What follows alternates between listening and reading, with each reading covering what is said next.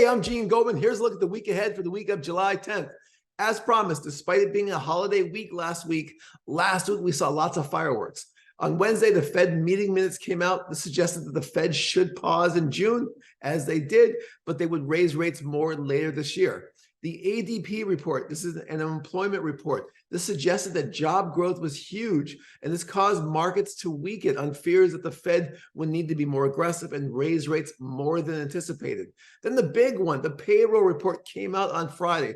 Lots of important information that came out in this report, including we saw lower than expected payrolls. This helps the story for less rate hikes by the Fed, but wage growth increased, suggesting more aggressive Fed, more rate hikes to come. The key point we talked about in last week's video and the key data point to watch is service jobs. And service jobs in the payroll report slowed down because labor is a huge component of services inflation.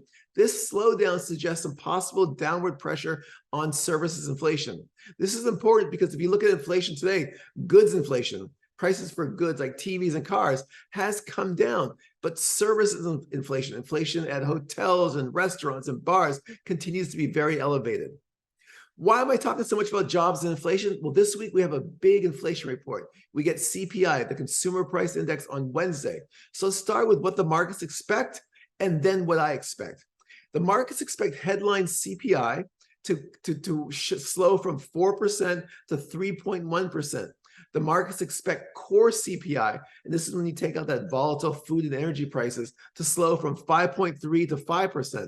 Our opinion is that we can see some downside surprises in core inflation.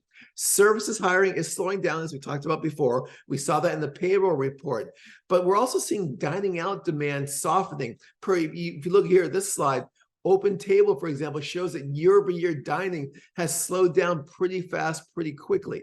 Core inflation should also be helped by lower used car prices, and then also helped by shelter inflation, like rent and owner's equivalent rent, should continue to moderate, reducing some of that core inflation.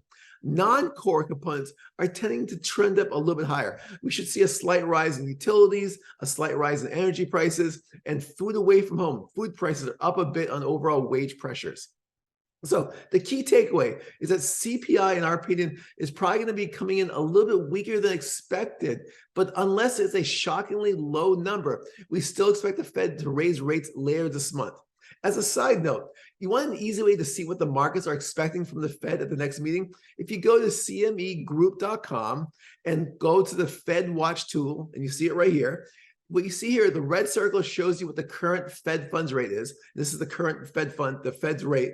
It's at 5 to 5.25. The blue oval shows the percentage chance that the markets expect the Fed to raise rates by 1/4%. So to 5.25 to 5.5%. And you see it's about 92.4% chance. And then the green circle shows the percentage chance that the markets don't expect the Fed to raise rates and keep them the same. 7.6%. Hope this helps to understand the Fed.